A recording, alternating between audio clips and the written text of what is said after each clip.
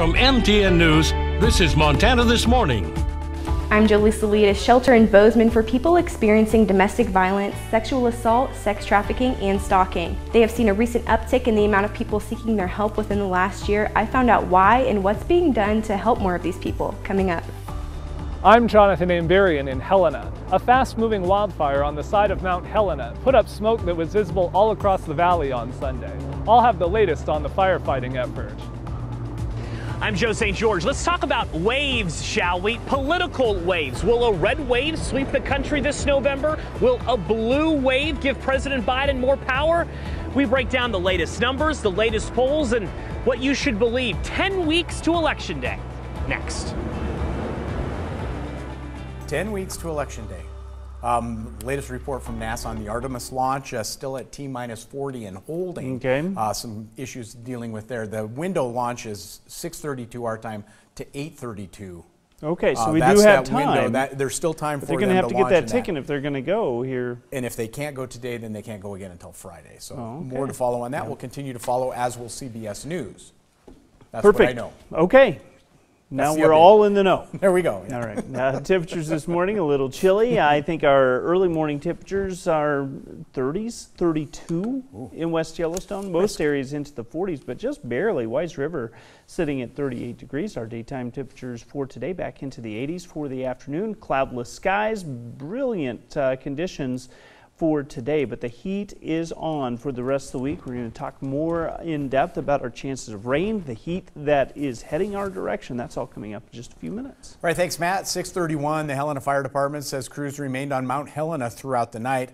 That came after battling a wildfire Sunday afternoon. MTN's Jonathan Amberian has more on the effort to get it under control. Just after noon on Sunday, winds drove a fast-moving wildfire on the north face of Mount Helena. The fire put up a plume of smoke that was visible across much of the Helena area. Kent Barnes lives on La Grande Canyon Boulevard, near where the fire began. We were downtown having lunch. We came out of there, saw all the smoke, and thought, boy, that's right near home. We should head home. Helena Fire Chief John Campbell said no homes were immediately threatened. The cause of the fire is still under investigation. Hand crews attacked the fire on the mountain. Authorities also conducted extensive aerial firefighting operations, with air tankers dropping fire retardant and helicopters dropping water. But those operations were delayed because of an unauthorized drone flying in the area. Helena police say the operator was identified. Leaders are again urging the public to keep drones away from active fire areas. It's a big deal that people don't do that. The city closed trails into Mount Helena Park. Campbell said they're asking people to stay out for at least a full day for safety reasons. Just in case hotspots, flare-ups, wind changes, or things along those lines occur, we don't want any civilians in a compromised position. It's just too dangerous if fire conditions change. The fire burned in areas where Helena Parks Recreation and Open Lands has done fuel reduction work in recent years. Campbell said that was a help to them. He asked people to remain vigilant about fires. It's getting hot, dry, windy. I know the nights are cooling down, but we're in the midst of fire season as we speak. And it's unlikely that this will be the last we see of fires before the snow flies. Residents in the area say they're grateful for the quick response. You see all sorts of people up here from different agencies. They're doing their job, and they are doing it very well. In Helena, Jonathan Amberian, MTN News. All right, thank you very much, Jonathan. 6:33 now. A shelter in Bozeman for people experiencing domestic violence, seeing a surge in those seeking help. MTN's Jolie Salid spoke with Haven to find out why and what's in the works to try to keep up with that demand. Haven is a shelter in Bozeman for anyone and everyone who is experiencing domestic violence, sexual assault, sex trafficking, and stalking. The executive director said they have seen a recent uptick in the amount of people seeking their help within the last year. The number of survivors seeking support right now is far outpacing the growth that we're experiencing as a community. Executive Director of Haven, Erica Coyle, says this past year they have worked with 1,195 survivors, a 12% increase. She says as the population grows, so will the number of survivors seeking their help. We also know that COVID put a lot of stressors on relationships, on finances, and And so where someone maybe before could have the resources to leave themselves, now they might be seeking a little extra support. She says they are now building a new shelter to keep up with the high demand for services. This new facility will quadruple our capacity to provide shelter for survivors.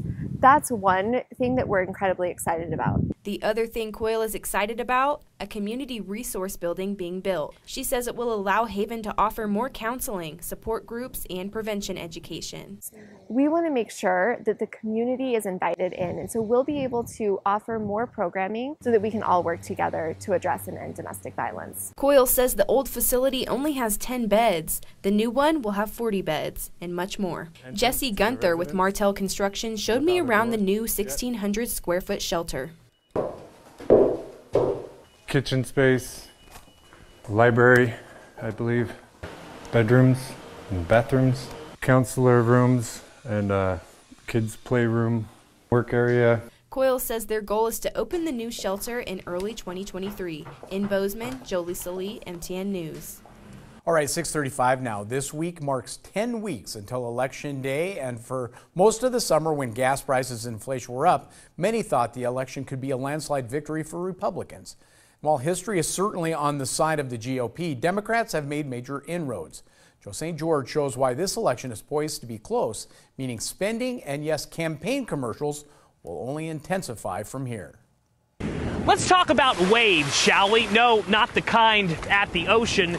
Political waves. For most of this year, the conventional thinking was that a political red wave was about to sweep the country. That's what happened to Democratic presidents. Bill Clinton in 1994, President Barack Obama in 2010. A lot of people thought that would happen to President Joe Biden this year. But something is changing with the tides politically in our country that's giving Democrats hope that they can make this midterm election close. Thanks for being here. I know polls are controversial and sometimes wrong, but we don't have much else to go on when it comes to the popularity of the president. Real Clear Politics, a nonpartisan website, has averaged all of Mr. Biden's recent polling. Right now, he's at around 42% approval rating. 55% of the country disapproves of him. Since we're talking about waves, the polls show the president is underwater. That's good news for conservatives, bad news for progressives. That's why the House of Representatives is still projected to flip this election. But as we hit the final stretch, Democrats are feeling more optimistic. Why? Reason number one, this election will be close. Democrats got some of their priorities passed. Between climate change reform, prescription drug changes, and student loan forgiveness, that may just be enough to motivate some Democratic voters who usually sit out the midterm elections. Of course, Republicans voted against those things, and the new policies will likely motivate them too. Reason number two, gas prices are falling. Last month, gas prices averaged $4.36 a gallon. Last week, they averaged $3.88. Prices are getting closer to $3.18 that the average gallon of gas cost this time last year. In fact, a recent NBC News poll listed threats to democracy as the number one issue on voters' minds this election.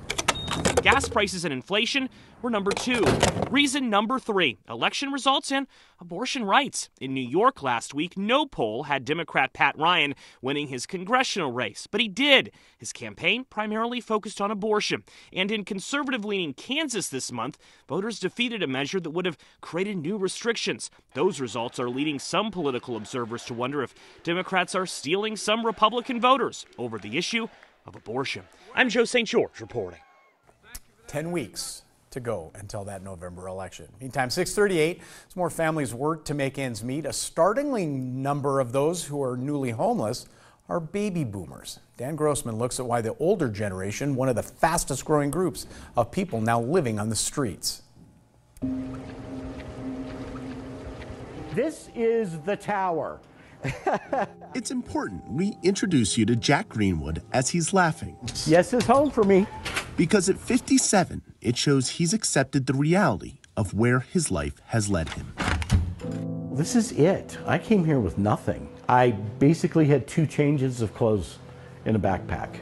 Jack is one of the residents at the Denver Rescue Mission, one of the many aid groups helping people without a home across the country, seeing a rise in the number of baby boomers coming to them for help. I remember walking in that door over there. It was still in late March and cold, And, you know, I didn't know what to expect. I'd been to programs before, but I didn't know what this one would be like. And I sat down and just this feeling just came over me of just, wow, I did the right thing. Nationwide, the number of baby boomers who are experiencing homelessness is expected to rise to 225,000 in the next 4 years. That's according to a study by the University of Pennsylvania. It's a large jump from the 170,000 who found themselves experiencing homelessness in 2017. We have more regulars in that boomer, mid-50s age group on up. Stephen Hinkle works at the rescue mission. I think people are really feeling the pinch financially, and there is definitely an older age group that is definitely experiencing homelessness that previously wasn't. With record inflation, gas prices, and rent costs, the financial pinch is driving more established people to a place of need. But you just kind of find your people and, yeah. For Jack, he couldn't stretch the money he got from his house years ago. It led him to living out of a motel, then the bottle, and now here. You never really think that it's going to happen to you because you're going to think that you're smart enough. You know, you've got an education. You know, you've had a six-figure salary. You know, obviously I'm going to be smart enough to avoid that, but it sneaks up on you. This isn't where Jack or many of the thousands of others like him imagine themselves at this point in their lives. But accepting this reality has led him to a place where he's working to establish himself once more. You just have to be vulnerable, open, and willing. And you can make it happen, but it is going to be tough. And maybe that will make me better in the next version of myself. I'm Dan Grossman. Quick update from NASA that mission has been scrubbed. The launch of Artemis 1 being launched towards the moon. Scrubbed. The next opportunity will be on Friday, pending issues with that engine that was suffering from a hydrogen leak. So more to follow on that. Meantime, we're going to take a break here on Montana This Morning.